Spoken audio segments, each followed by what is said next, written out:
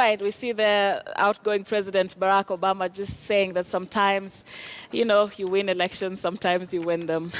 What do you make? Maybe let's just talk a little bit about that. What do you make of that speech? What do you think is going through Barack Obama's mind right now? I'll start with you, Wangoi, you just joined us. You know, I listened to Hillary's concession speech. Right. And she said it was painful. I think even for Barack, this is painful because I think they pulled out all stops. They had everyone they could possibly muscle for a serious campaign. They sent everybody out, and this one was a campaign unlike any other. This was a candidate that didn't use any of the things that anybody has used, didn't care much for the political party. In fact, I listened to his speech, and he didn't mention the Republican Party once. He didn't even mention his running mate. So this was an unusual candidate. Right. But I think the most difficult thing is that it looks like it is, you know, sort of going to pull back on the progress they had made. For instance, the first thing that Trump says he wants to do is to repeal Obamacare, which is for Obama one of the successes of his regime. Yeah? And that is difficult. He said instantly that he's going to reverse all executive decrees Obama had. And those ones are holding some of the most serious successes Obama has had. He's had a difficult time with Congress and the Senate, and he's had to have executive decrees. And the first thing he says he's going to do is going to reverse that. I think it must be painful for a person who started out with a country that was so hopeful and has unfortunately seen his term end with, I think, an America that was more divided, is more divided now than it was when he started. That must be painful. Right. Wangari, do you see it as such a tragedy as well with his, you know, calling to repeal Obamacare and all the policies that it's true. I mean, when I was watching the outcome of the election come out, I mean, I had a pit in my stomach because I kind of was expecting Hillary to take it. I know. Somehow. It was almost obvious, right? Yeah, in my mind, and everywhere I saw in the social media, the polls, everybody got it wrong somehow. People who do this for a living for years got it wrong.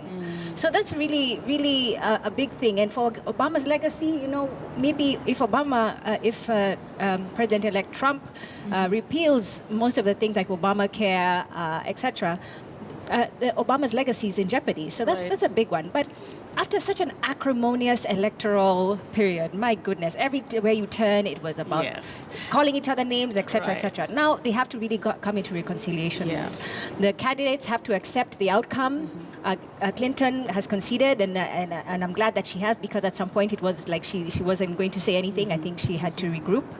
But then even I guess if the rest of the world was shocked, you can only imagine what her reaction was to this news. And not only that, now the president-elect has to reach over to the Democratic Party to reconcile. He has to reach within his own party because a lot of Republicans disowned him. So reconciliation is the name of the game. Next 100 days, we're going to hope to look for some reconciliation coming together in the U.S. Right, and let's just begin with this very obvious confusion. Where did we get this wrong, Betty? I mean, you know, the polls had called it, you know, out for you know, everybody had called it out for Hillary already. I was looking, I thought we were going to have a ladies' night here talking about, you know, history, the first female U.S. president. So a few weeks ago, we had this conversation about when Hillary got sick, and the U.S. media really went hard after her. Is she capable of doing this job? Look at her, she got sick. And we talked about how it would have been easier for a man. Who was it? Roosevelt, who was in a wheelchair. Oh, yeah. You remember that conversation? This is the reality of American press, okay? It's extremely sexist. It's extremely misogynistic. And what they did is they gave Donald Trump more airtime than Hillary Clinton, regardless of all the things that he was saying. He was saying a lot of racist things, he was saying a lot of sexist things, and that simply reflected the sort of sentiments that the average American was feeling. Like but they weren't the face of the silent majority. Yes, he is the face of the. This is the real America. Yes. Okay, Americans need to accept that they look like Donald Trump. They are Donald Trump. This is who they are, and this is what they've been hiding for decades. This is this man with his boorish behavior, he is the reality of their society. Why did we get it wrong? Because we thought that they were rational.